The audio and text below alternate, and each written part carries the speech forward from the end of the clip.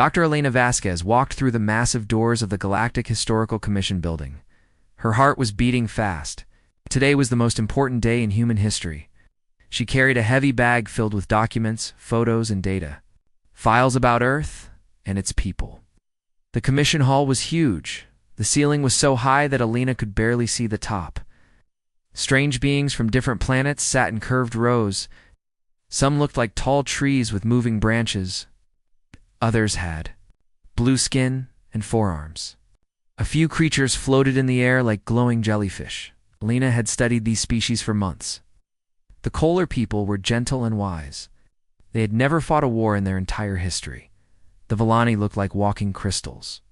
They spent their time making beautiful music and art. The Thorn beings resembled giant flowers. They lived in perfect harmony with nature. All of these species were peaceful. They had joined the Galactic Federation because they shared the same values. Number 2, violence. No wars. No weapons. They believed that intelligent life should live in peace and understanding.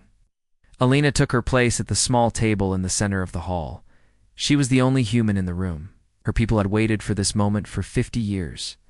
Ever since humans first traveled to other stars, they had dreamed of joining the galactic community. Ambassador Keth of the Benevolent Collective stood up. He was tall and thin with silver skin. His voice was soft but clear. Every being in the hall could hear his words. "We are here today to decide if humans can join our federation," Keth said. "We have studied their planet Earth. We have read their history books. We have examined their culture and their past." Keth picked up a thick file from his desk. What we found shocked us. These documents claim that humans have fought over 200 wars in just 1,000 years. They describe weapons that can destroy entire cities in seconds. They tell stories of conflicts that killed millions of people. The other delegates began to whisper among themselves. Elena could see the fear and disgust in their faces. The crystal beings made sad musical sounds. The floating creatures dimmed their natural light. "The humans claim they built weapons using atomic power," Keth continued. "They say they dropped these weapons on their own cities. They write about something called the Holocaust, where they killed 6 million people just because of their religion. They describe slavery, torture, and genocide." A delegate from the Arya people raised her hand. She looked like a beautiful bird with rainbow feathers. "Ambassador Keth, surely these are just stories. No intelligent species could do such terrible things and still survive." Keth nodded. "That is exactly what we believe. Look at this document about something called World War II. They claim that 50 million people died in just 6 years. They describe gas chambers, concentration camps, and bombing raids that destroyed entire cities." Elena felt sick to her stomach. She knew every word Keth was reading was true. Humans had done all of those terrible things. But there was so much more to the story that he was not telling. "Here is another document about World War I, Keth said. "They claim that soldiers lived in muddy trenches and died from poison gas. They write about machine guns that could kill hundreds of men in minutes. They describe battles where 100,000 people died in a single day." The plant-like delegate named Vorn shook his massive head. His voice was deep like thunder. "This is impossible. No species could survive such violence. Our scientists have studied warfare.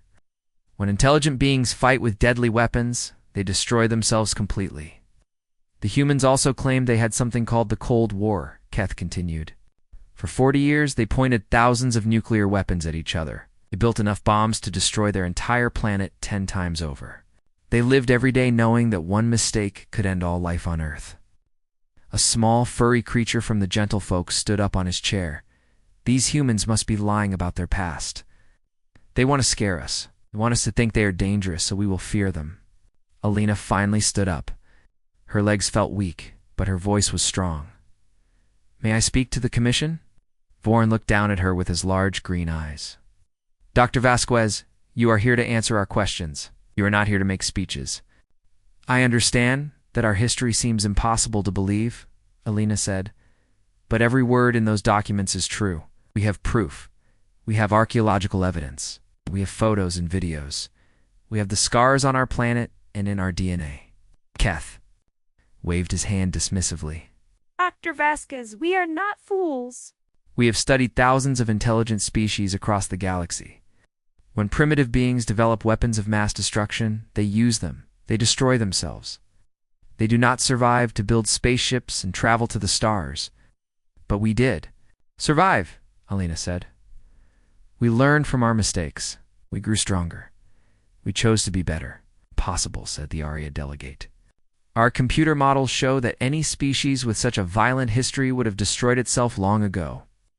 You must be lying about your past to make yourselves seem more impressive. Alina opened her bag and pulled out a thick folder. I have genetic studies that show how many times the human population almost went extinct. I have soil samples from our nuclear test sites.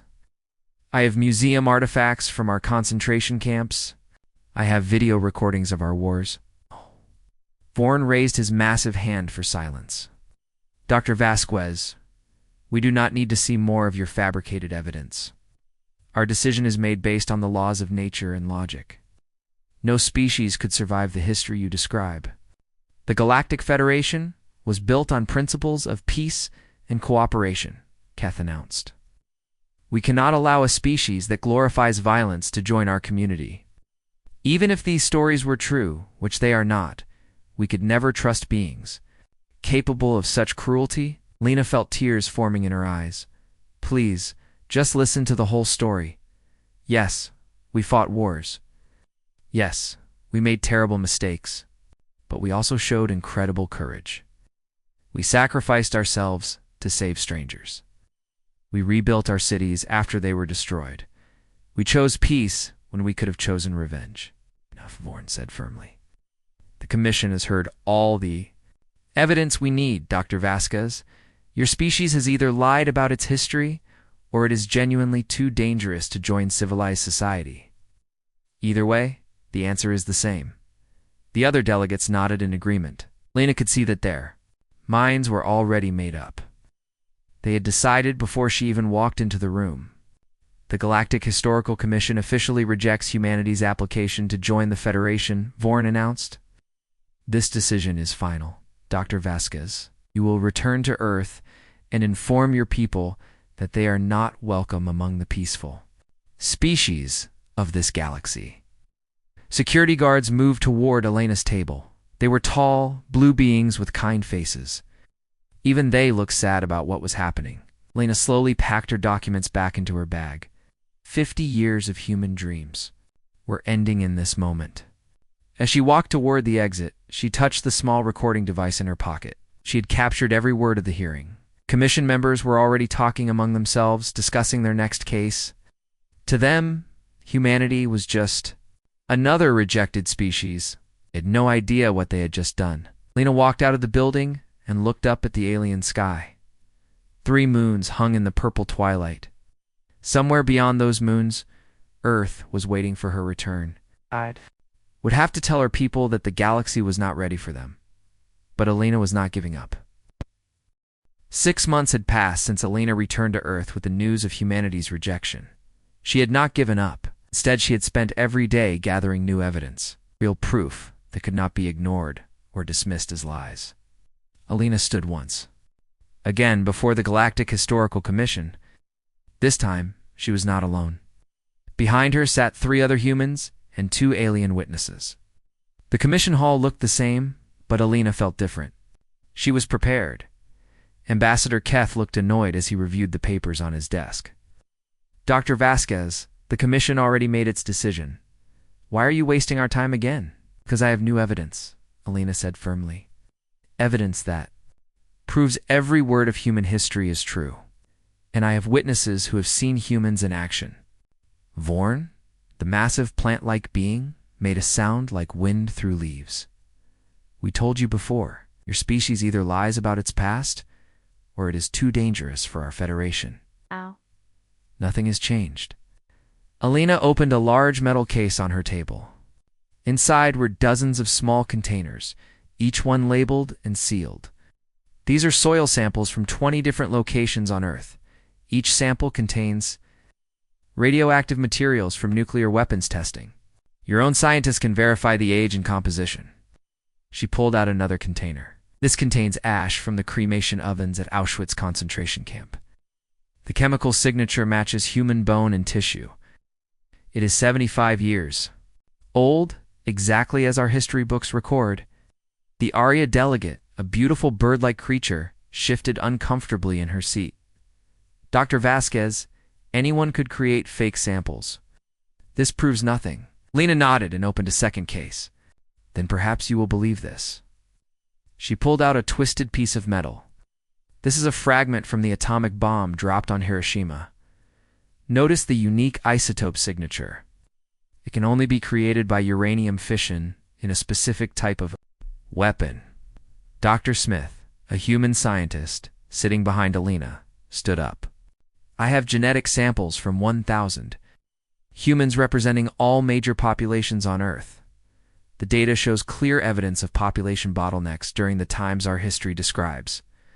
The Black Death, the Ice Ages, the World Wars, every major disaster left its mark in our DNA. Keth waved his hand dismissively. Genetic data can be falsified. We need more than laboratory results. Elena smiled. Then I would like to call my first witness, Elder Thane, of the Valdorian Mining Collective. A creature that looked like a giant spider with 6 arms walked to the witness stand. Species was known for their honesty. Valdorians could not lie.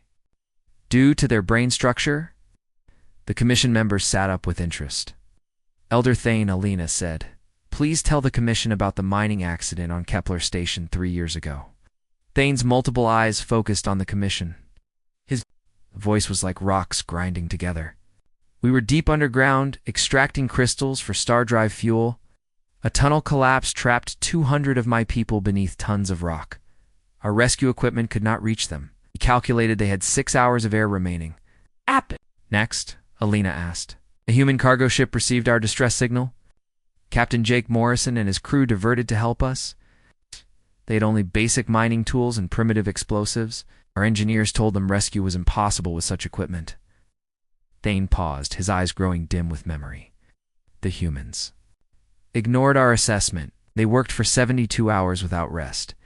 They used their explosives to create new tunnels. They crawled through spaces too small for safety equipment. 3 times, their tunnels collapsed. 3 humans died in those collapses.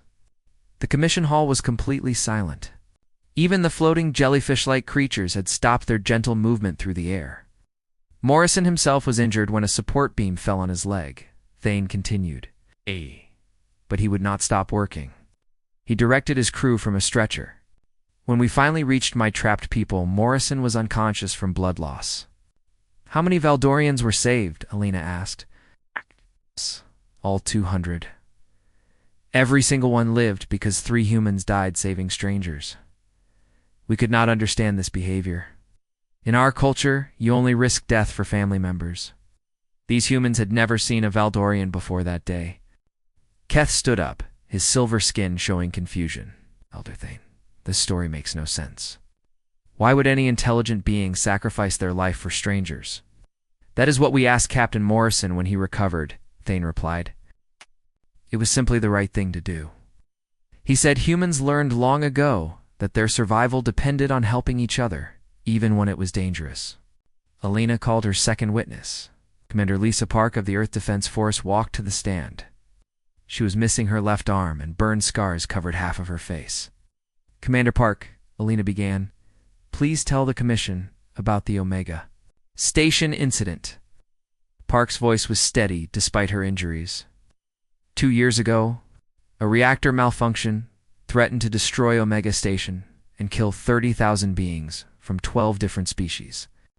The station's automatic systems had failed. Someone needed to manually shut down the reactor from inside the contaminated core. What did you do? I volunteered. The radiation levels would kill any organic being within minutes. But someone had to do it, or everyone on the station would die. The crystal beings made their sad musical sounds again. One of them spoke in a voice like singing bells. Commander Park, why did you volunteer? You knew it meant death. Because I had the training, Park said simply. And because those people needed help? My squad and I went into the reactor core, managed to shut it down, but the radiation exposure was severe. 2 of my team died. I survived, but barely. Lena pulled out a medical scanner and pointed it. At Park, the device beeped and displayed readings on a small screen. The scanner shows radiation damage consistent with exposure to a fusion reactor core. This damage occurred exactly 2 years ago. Dr. Martinez, another human scientist, stood up with a tablet computer. I have documented evidence of similar incidents throughout human history. The firefighters who entered the Chernobyl reactor, the soldiers who threw themselves on grenades to save their comrades, the doctors who treated plague victims knowing they would likely die. Our history is filled with people who chose to sacrifice themselves for others, Elena said. Yes, we fought terrible wars.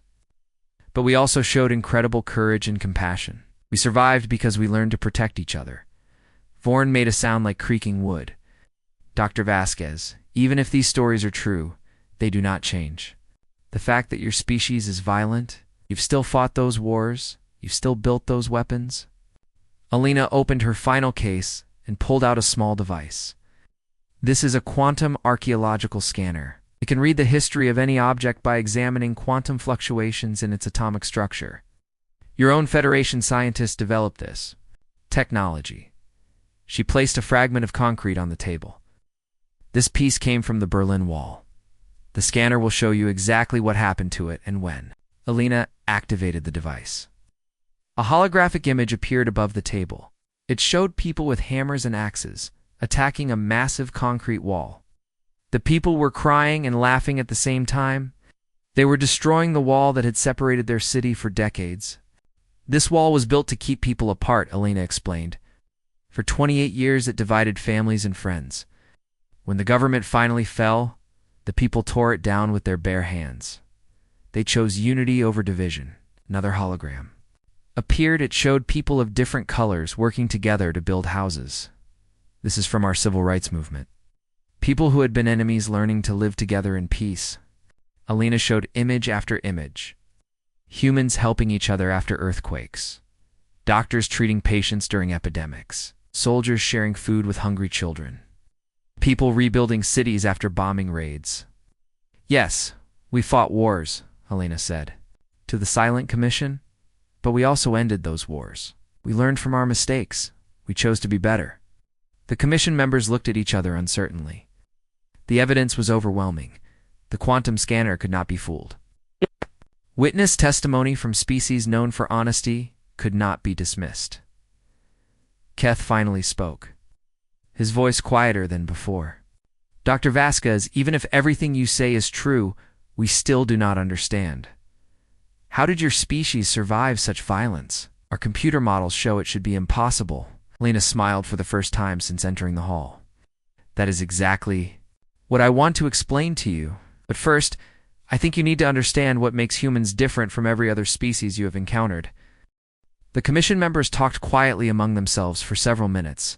Elena could see the confusion in their faces. The evidence she had presented was impossible to fake, but it still seemed impossible to believe. Finally, Vorn spoke in his deep, rumbling voice. Dr. Vasquez, we accept that your historical records are accurate. However, we still cannot understand how your species survives such violence. We need to see proof of your claims about human survival abilities. Ambassador Keth nodded in agreement. We propose a test. If humans are truly as adaptable as you claim, you should be able to demonstrate this ability for us. Alina felt her heart racing again. What kind of test? We will take you and a small group of humans to Sanctuary, Keth explained. It is a protected world where we maintain our most peaceful species. You will live there for 30 days without any advanced technology, must survive using only what the planet provides. Vorn's massive head turned toward Alina. The Serenity Dwellers have lived on Sanctuary for over 10,000 years. They have never known war, hunger, or danger. Their world provides everything they need. If humans are truly survivors, this should be easy for you. Alina looked back at her team. Dr. Smith, Commander Park, and Dr. Martinez were all nodding. They understood what this meant. This was humanity's chance to prove their worth. We accept your test, Alina said firmly. 2 days later, Alina found herself standing on the surface of Sanctuary. The planet was beautiful beyond description. Crystal trees grew everywhere, their branches making soft music in the gentle wind. The sky was a soft purple color, and two small suns provided warm, comfortable light. With Alina were four other humans. Lieutenant Marcus Chen was a survival expert from Earth's military. Dr. Lisa Park, despite her injuries, had insisted on joining. The team, Dr. James Smith, brought his scientific knowledge. Sergeant Rita Brown was an engineer who could build almost anything from basic materials. The Serenity Dwellers came to greet them. Alina had never seen such beautiful creatures. They looked like living glass sculptures, translucent and graceful. They floated through the air without effort, their bodies glowing with soft internal light. "Welcome to our world," said a Serenity Dweller named Harmony. Her voice sounded like wind chimes. "We are excited to meet you. Commission told us you are beings who have survived great hardships." Alina smiled. "Thank you for allowing us to visit your world. You do not understand the concept of survival," said another Serenity Dweller called Peace. "Our world gives us everything we need. Food grows on every tree. The temperature is always perfect. We have never known pain or danger." Lieutenant Chen was already scanning the area around them. He pointed to a cluster of beautiful red flowers. "Those look lovely, but I would not recommend touching them. See the small insects around them? They are probably poisonous." Harmony floated closer to look. "It's poisonous. What does that mean?" "It means they could hurt you," Alina explained. "On our world, we learned to identify dangerous plants and animals. It kept us alive." Peace laughed, a sound like crystal bells ringing. "But why would anything want to hurt another living being? That makes no sense." Dr. Smith was examining the crystal trees. "These formations are beautiful, but they are not stable. See these stress fractures? If the wind gets too strong, these branches could fall and injure someone." The Serenity Dwellers looked confused. "The wind is always gentle here," Harmony said. "Why would it ever be strong?" Before anyone could answer, Alina noticed something troubling. Dark clouds were forming in the distance. The wind was getting stronger, and the crystal trees were beginning to make different sounds. Instead of gentle music, they were creating sharp, discordant notes. "I think a storm is coming," Alina said to her team.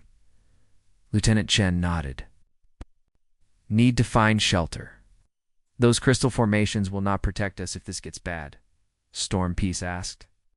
"We do not understand this word." The wind was getting much stronger now. Alina could see the Serenity Dwellers becoming frightened as their beautiful crystal trees began to crack and break. Pieces of crystal were falling like deadly rain. "Everyone move away from the trees," Sergeant Brown shouted.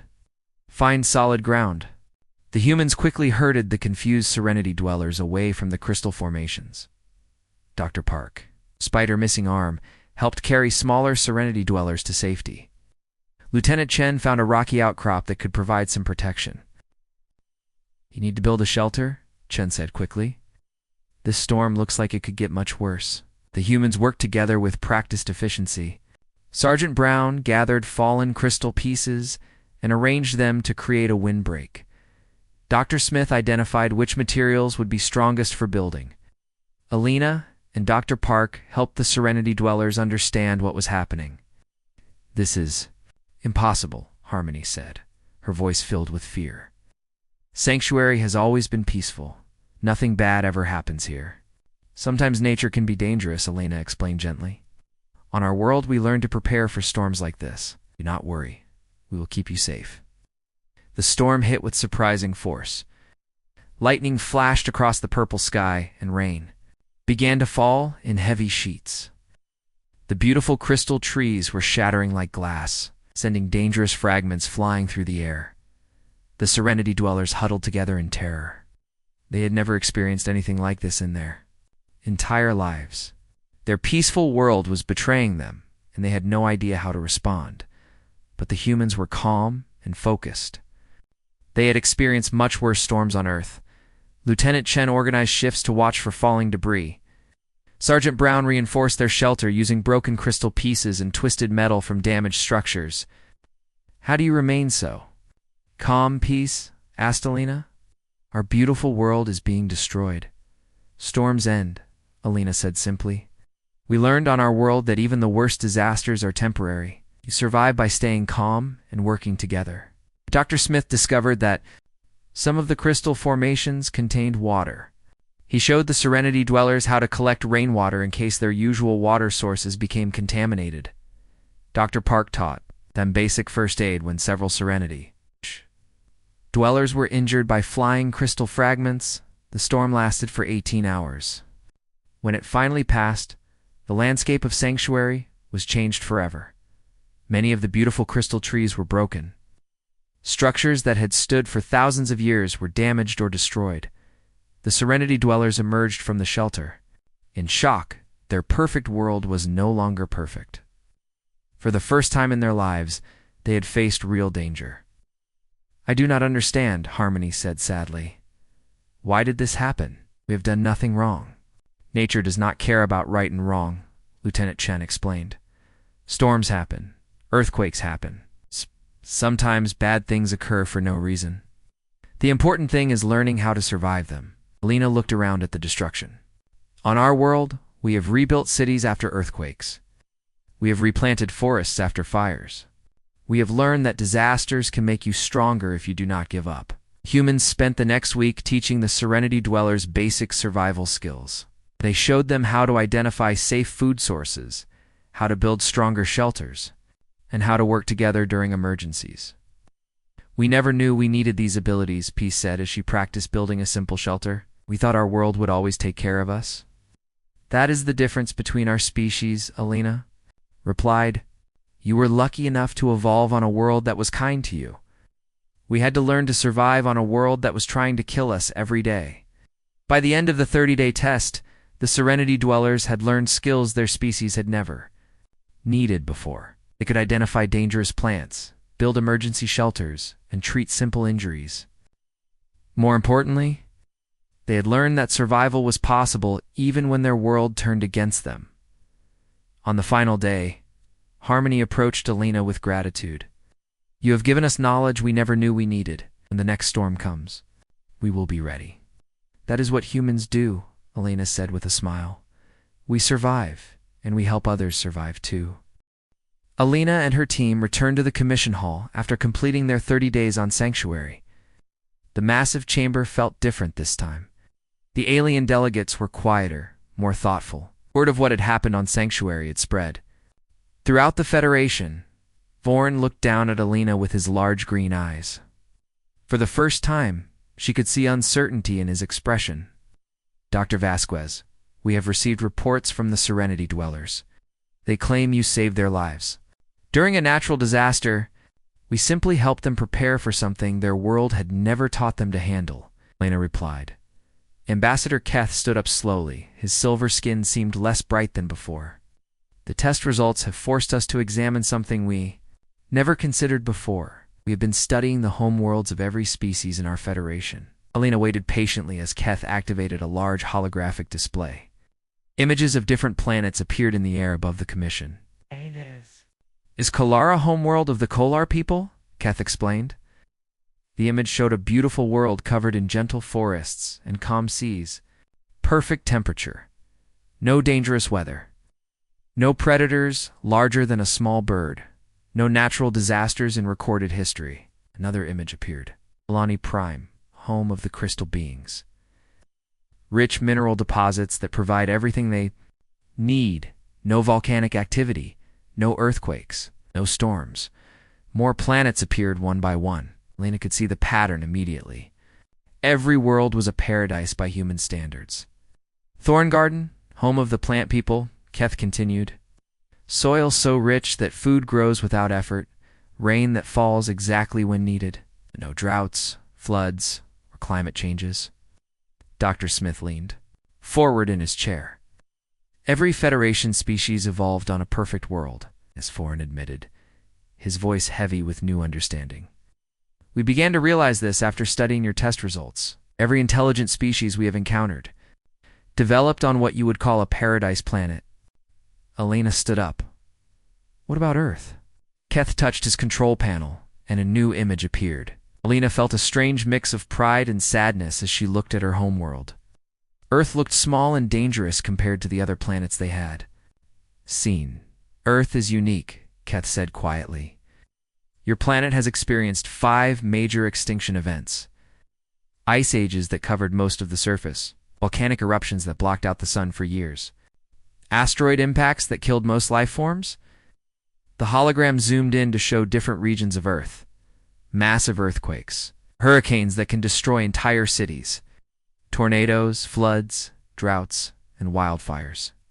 Your world has dangerous predators, poisonous plants, and deadly diseases. Alina watched as the commission members studied Earth's violent history. Your planet is the only world we have found where intelligent life developed alongside such extreme dangers, Vorn said. We always assumed that peaceful conditions were necessary for intelligence to evolve, added the Arya delegate. Your species survived long enough to become civilized. Lieutenant Chen spoke from his seat behind Alina. We learned to work together. When a volcano erupted, we shared our food with people who lost their crops. When earthquakes destroyed cities, we rebuilt them stronger than before. We developed tools and weapons not just to fight each other, but to fight our environment, Dr. Park added. We needed sharp spears to hunt dangerous animals. We needed strong shelters to survive storms. We needed medicine to treat diseases, Alina activated her own holographic display. This is why our history seems so violent to you. We did not fight wars because we enjoyed violence. We fought because our world taught us that sometimes fighting was the only way to survive. The display showed images from human history, not just the wars and weapons that had shocked the Commission before, but the context around them. This is the siege of Leningrad during World War II, Alina explained. The image showed people living in a frozen city, sharing tiny amounts of food. For 900 days, the city was surrounded by enemy forces. People ate tree bark and leather to survive. They did not surrender. They protected each other. Another image appeared. This is London during the bombing raids. Every night for months, enemy planes dropped bombs on the city. But every morning, people came out of their shelters and went back to work. They rebuilt what was destroyed and kept fighting. Lena showed them images of people helping each other during disasters. Firefighters running into burning buildings. Doctors treating patients during epidemics. Soldiers carrying wounded enemies to safety. Only the violence in our history, Alina said. But we see the courage. We see people choosing to help others even when it meant risking their own. Libsketh was studying the Earth data on his own screen. Dr. Vasquez, according to our calculations, your species should have gone extinct dozens of times. How did you survive the asteroid impact that killed the dinosaurs? Our ancestors were small mammals that could hide underground, Dr. Smith explained. They survived by being adaptable. When the large creatures died, our ancestors learned to eat different foods and live in different places. What about the ice ages? Asked the crystal delegate. We learned to use fire and make clothing, Alina replied. We moved to warmer areas and developed new hunting techniques. We shared resources and took care of our sick and elderly. The commission hall was completely silent as the delegates processed this information. Finally, Vorn spoke in his deep, rumbling voice. We are beginning to understand something that changes everything we thought we knew about intelligence and civilization, he said slowly. Every species in our Federation evolved under perfect conditions. We never learned to handle real adversity, Elena. Could see where this was leading? What are you saying? 3 weeks ago, we received disturbing reports from our outer colonies, Keth announced. Something is attacking our settlements. Ships and stations are being destroyed. Entire colonies are disappearing. The holographic display changed to show wreckage floating in space. Lena could see the twisted remains of space stations and ships. Whatever had done this was incredibly destructive. We sent our best peacekeepers to investigate, Vorn continued. We tried to establish communication with these attackers. We offered trade agreements and cultural exchanges. What happened? Lena asked, though she already suspected the answer. They were all killed or captured within hours, Keth said sadly. Whatever these beings are, they do not respond to peaceful contact. They seem to exist only to destroy and consume. The Arya delegate spoke up, her beautiful voice filled with fear. Our military forces, if they can be called that, are designed for crowd control and disaster relief. We have never faced an enemy that wants to hurt us. We do not know how to fight back. Alina felt a chill run down her spine. You are saying that the Federation is under attack, and you have no way to defend yourselves. Our computer models predict complete defeat within 6 months, Vorn admitted. These attackers are advancing toward our core worlds. We estimate that 50 billion beings will die if we cannot stop them. Keth looked directly at Alina. Dr. Vasquez, we rejected humanity. Because we thought your violent history made you too dangerous to join our peaceful Federation. Now we are wondering if that same history might be the only thing that can save us. The commission chamber fell silent again. Alina could feel the weight of the moment. Everything had changed. The peaceful galaxy that had rejected humanity now needed exactly what made humans different. Alina looked at her team, then back at the commission. What exactly are you asking us to do? Before anyone in the commission could answer Alina's question, alarms began ringing throughout the building. Red lights flashed on every wall, and a computerized voice echoed through the chamber. Emergency alert. Enemy fleet detected in the outer system. All ships prepare for evacuation. Vorn's massive form shuddered, like a tree in a strong wind. They are here. The attackers have found us sooner than we predicted. Alina looked at her team. Without speaking, they all understood what needed to happen. Lieutenant Chen was already activating his communication device. Chen, to Earth Command. He spoke into the device. We have a situation here. The Federation is under attack, and they need our help immediately. A voice crackled back through static. Chen, this is Admiral Blake. We have been monitoring Federation communications. The President has already given approval for emergency assistance. The fleet is on its way. Alina felt relief wash over her. Humanity had been preparing for this possibility ever since the Commission first rejected them. If the peaceful galaxy ever needed warriors, humans would be ready. How long until our ships arrive? Alina asked Chen. 6 hours, he replied. But I am not sure the Federation has 6 hours. Through the large windows of the Commission Hall, Alina could see ships launching from the planet's surface. The beautiful, elegant vessels of Federation species rose into the sky like graceful birds. They were not built for war, but they were all the Federation had. Ambassador Keth was speaking rapidly into his own communication device.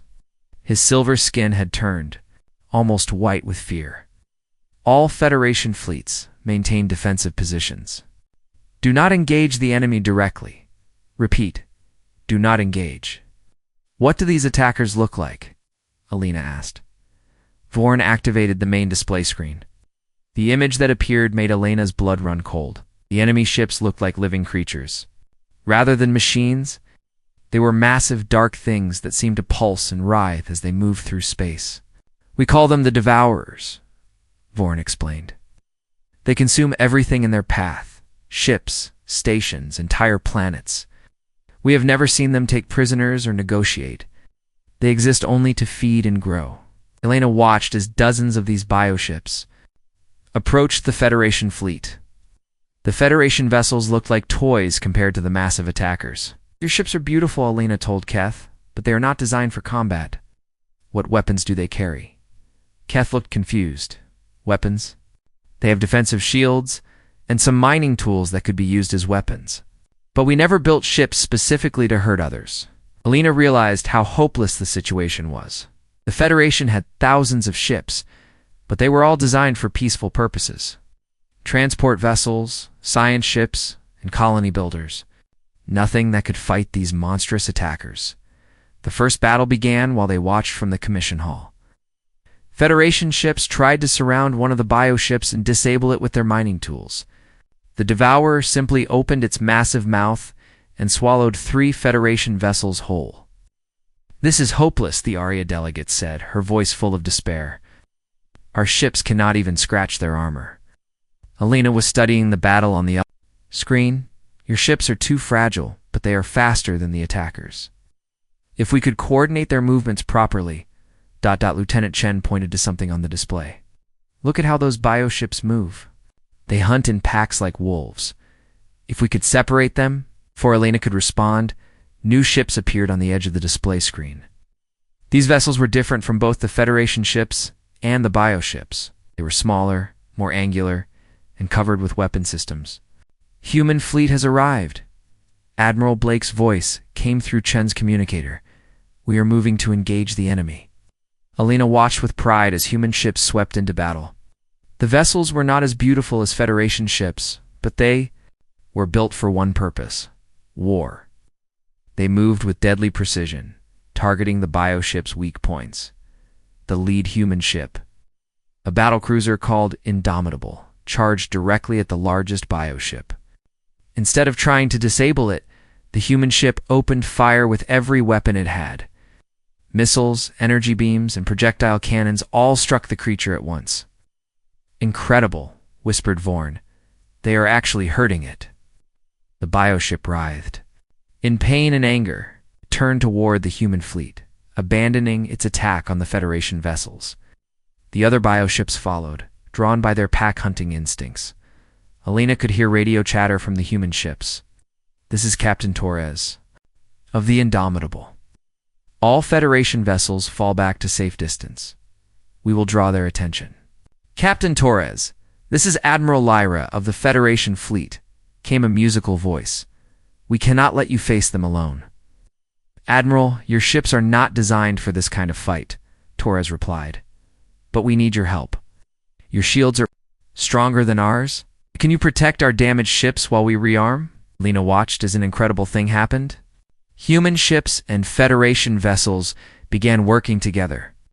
The Federation ships used their powerful shields to protect human vessels that had been damaged.